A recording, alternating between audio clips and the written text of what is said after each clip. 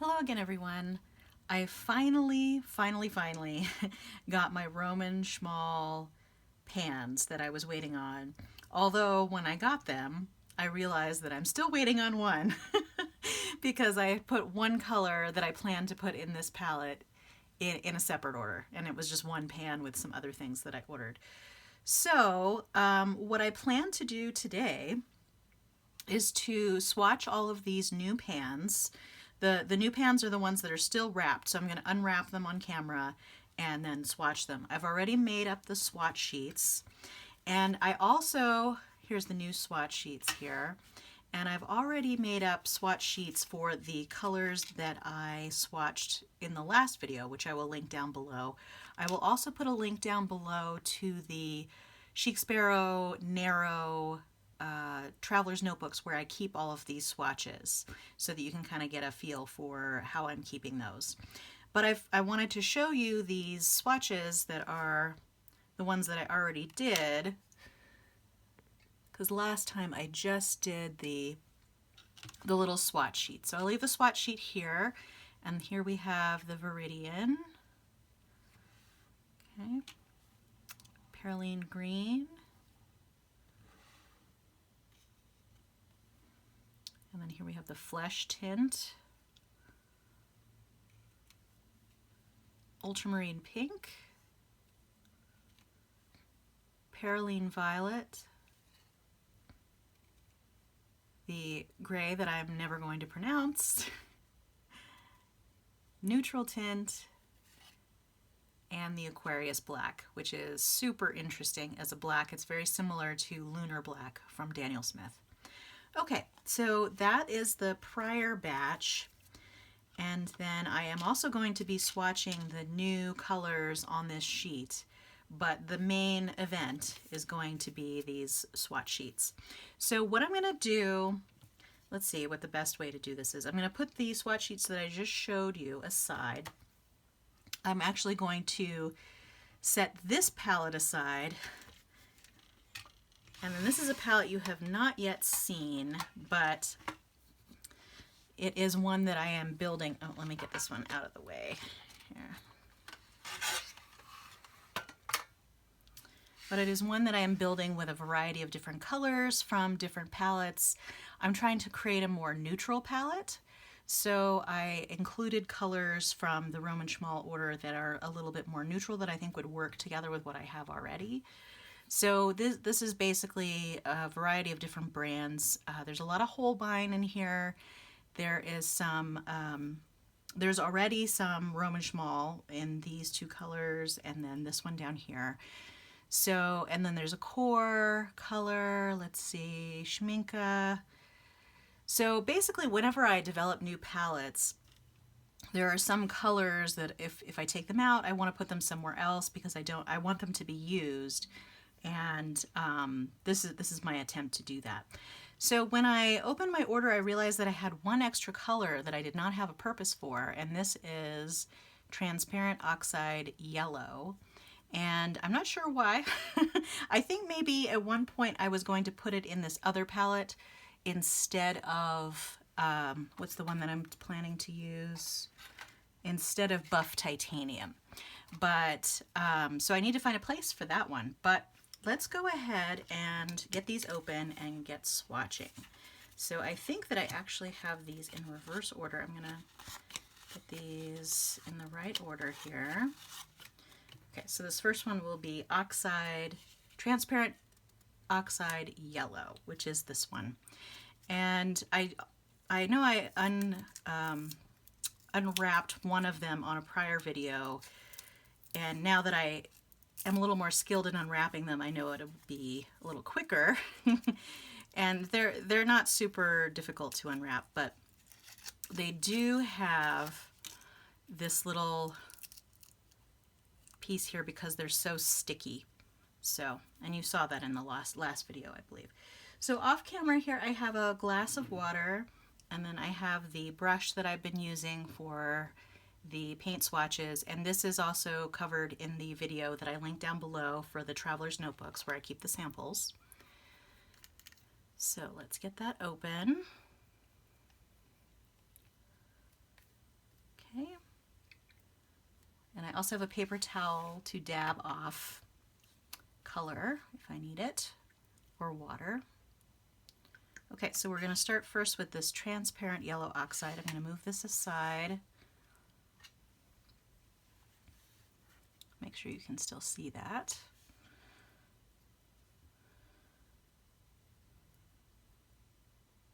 It's very interesting. This color seems to be a little bit harder to re-wet.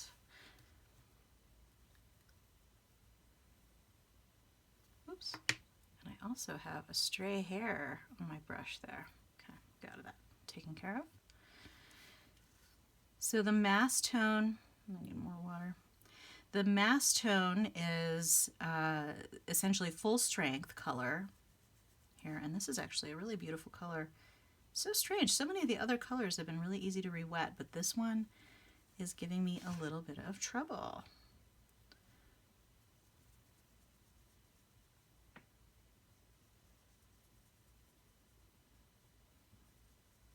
Okay. And it looks a little streaky as well. Interesting.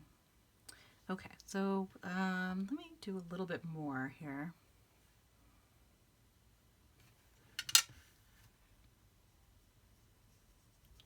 Because what I want this to be is I want it to be as saturated as the color can get.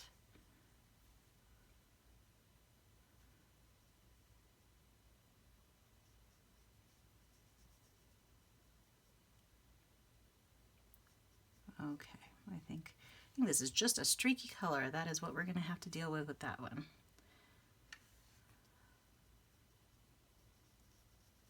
Okay. And then I'm putting it full strength over here, essentially like I did above.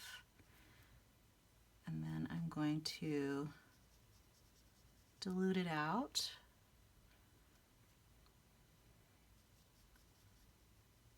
To the end here. Okay. So again, this is transparent oxide yellow, and that has the pigment information there and the information about its granulation, which it is. It's transparent, it's staining, and the light fastness is good. Because 5 stars is excellent, I consider 4 stars good, so pretty much all of these are good quality. All right, I'm going to put those out of frame once I finish with them. Okay, and then the next one is this one here, and this is transparent oxide red. And what's kind of nice about these packages is that they do have these little hand-painted swatches on them, so you really get to see what the color is going to look like. Okay, and that one I am going to just put down into the tin there.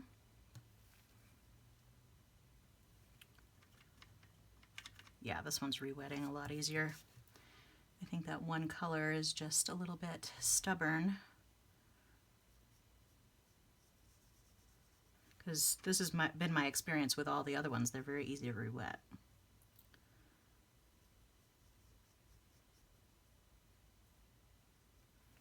Okay.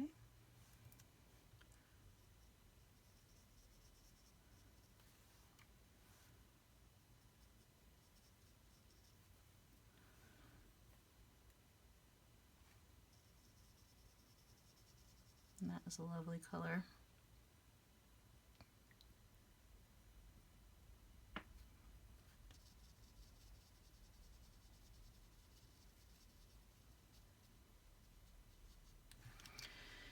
Okay, and that, I'm probably going to make a new swatch sheet here, but I do want to go ahead and put it on here just as a placeholder so that I have it there. Just a small swatch.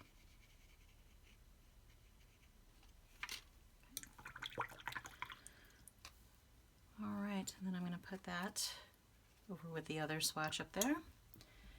So the next one that we have is quinacridone maroon, and that is this one here.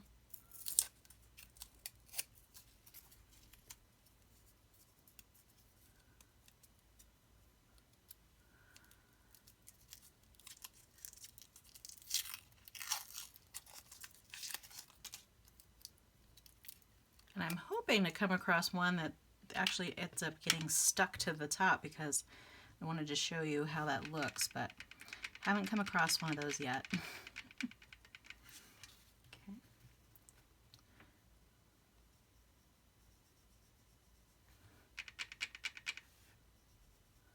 Yeah, this I think should be getting a little darker than that. So let me wet some more.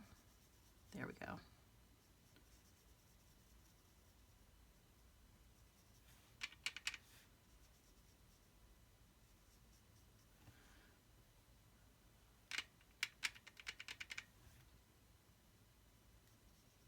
And I just got these today, and they were in the mail for quite some time.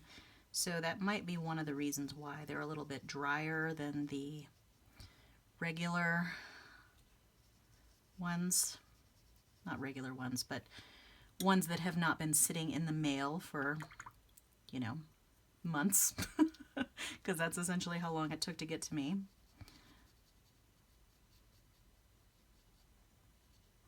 Okay. And then I'm going to do the same thing here. I'm going to do a little swatch on this swatch sheet, just as a placeholder.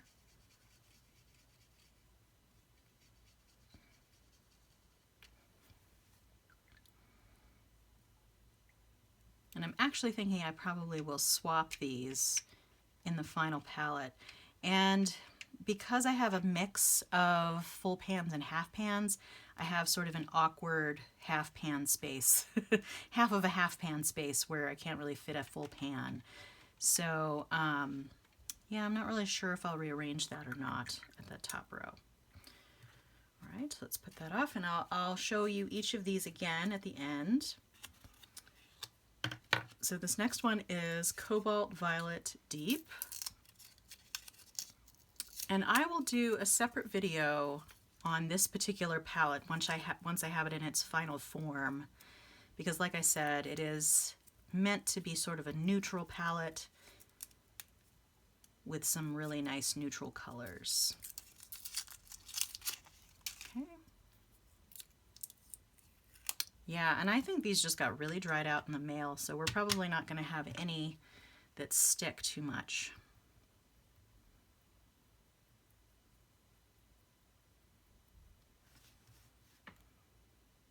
Ooh, that was a lot of water. That's okay.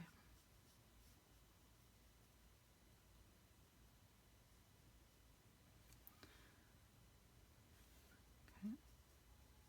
And this is Cobalt Violet Deep, which is interesting that it's this deep because on the website the swatch looked really light. I'd say probably even lighter than this diluted version here at the end. Okay, so that's Cobalt Violet Deep. I'm going to put a little swatch of that here to save the space yet again.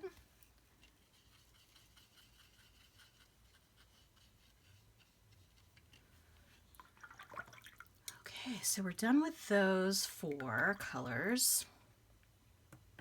Now I am going to go back to the other palette here. See if I'm zoomed in too much or if I can get away with that. No, I think that's good. I'm going to move these samples that I just made so they don't get smudged. Okay. All right. So we're going to be working on this particular swatch card. Here. Okay, good. And the first one here is Quinacridone Burnt Sienna.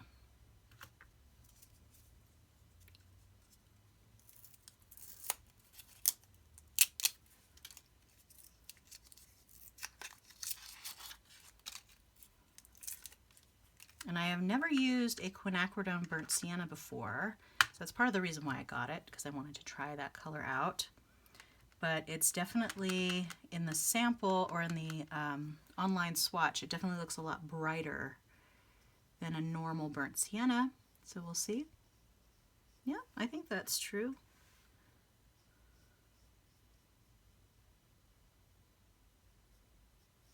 And burnt sienna is one of those sort of basic colors that are in most palettes because it's so easily mixed to make really nice grays with blue.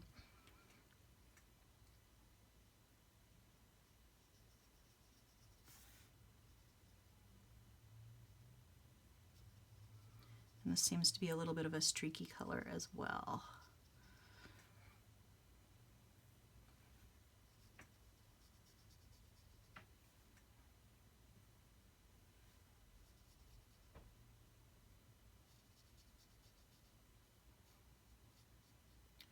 Okay, so that's quinacridone burnt sienna. I'm going to put a sample here on this little swatch sheet.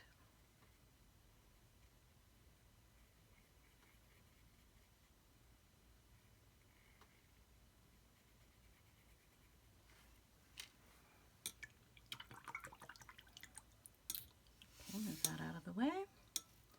So the next one we have here is transparent oxide brown.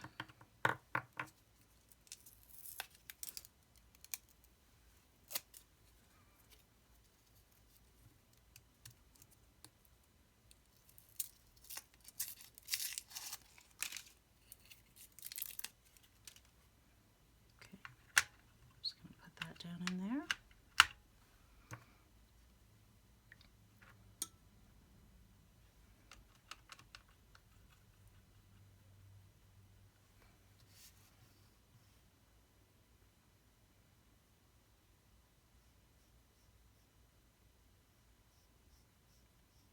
And that is a lovely, lovely brown.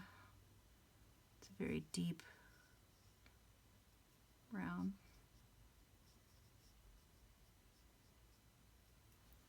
Okay.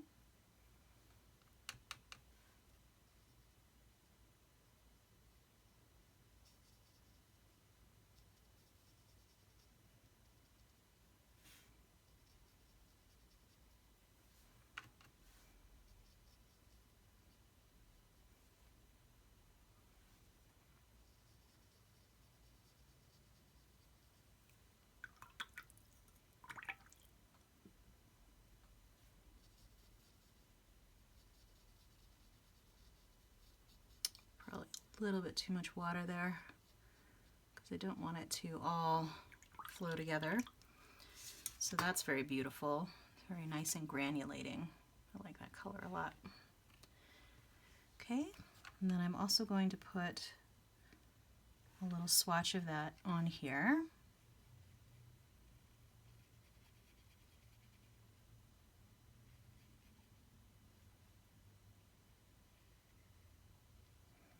Okay.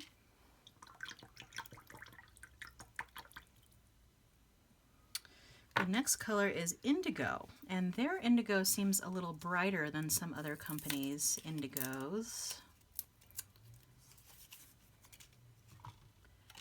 And it is made of PB60 and PBK7, so a black and a blue.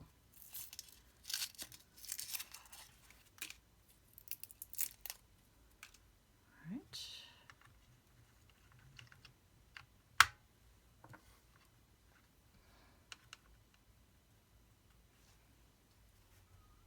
I'm expecting that to be pretty deep though.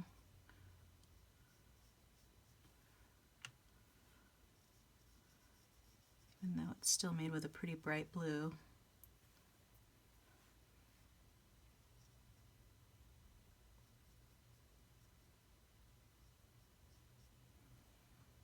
Okay.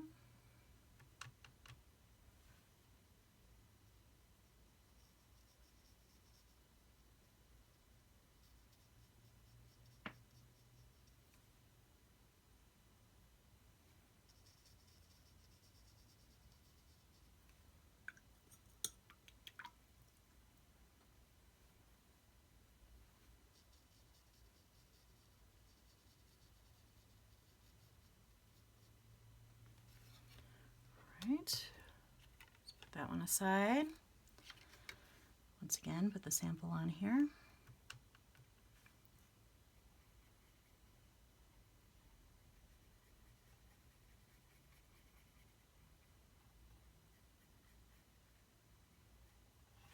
Okay. And the last one in this row is ocean blue.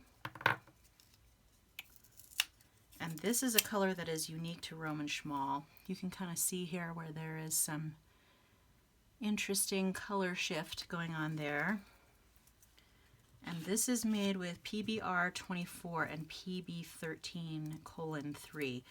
So colon 3, 15:3, that is phthalo blue. PBR 24 is a brown, but I don't know which one it is. So it's an interesting combo. And that one does feel a little bit stickier than some of the other colors have felt upon opening. So let's, oh, and it's mass tone, it's really pretty too.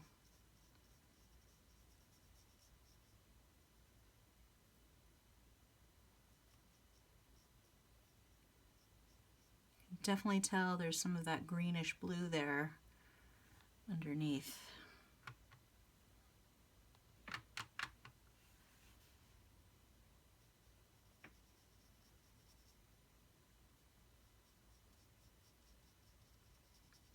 Beautiful.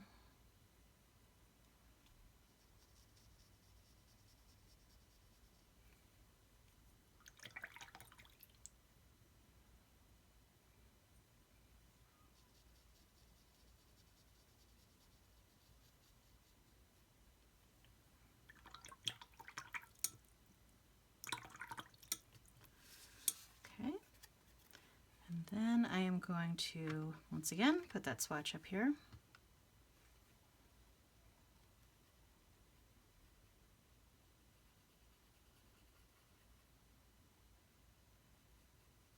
That's such a beautiful blue. All right, and then the last color for today is this manganese violet.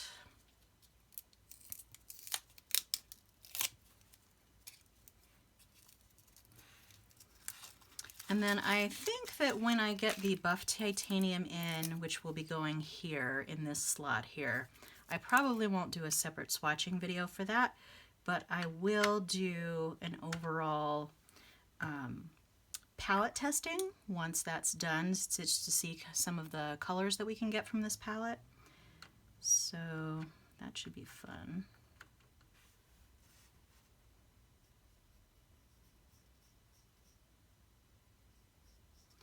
And from what I've heard, their buff titanium is similar to Daniel Smith's buff titanium.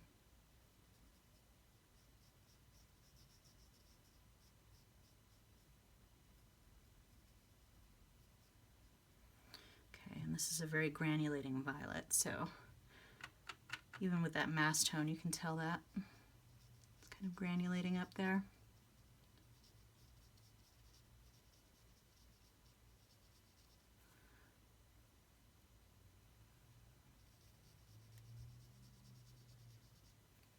Beautiful though.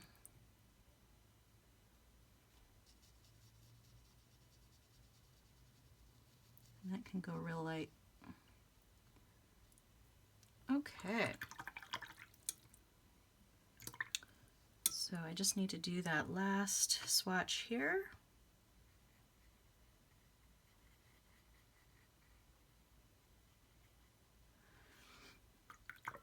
And I just thought, just based on the sample, this would make a really nice progression here. Okay. So then those two little swatch sheets are what I have in here. And then, like I said, I'm still waiting on the buff titanium, but that will be here soon, I hope. I'm going to go through these samples yet again. I'm going to close up this palette. Put that there. And then I am going to move this other palette back over. Zoom out just a little bit so we can get both of those in the frame.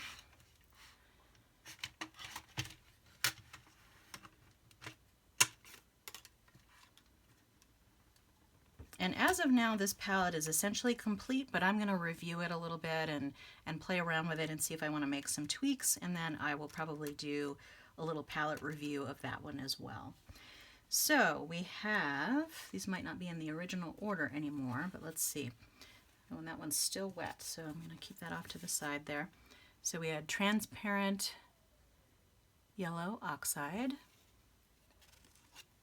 transparent oxide red, quinacridone maroon, and then this is the one that's still a little bit wet. I think I added a lot of water to that one. Cobalt violet deep.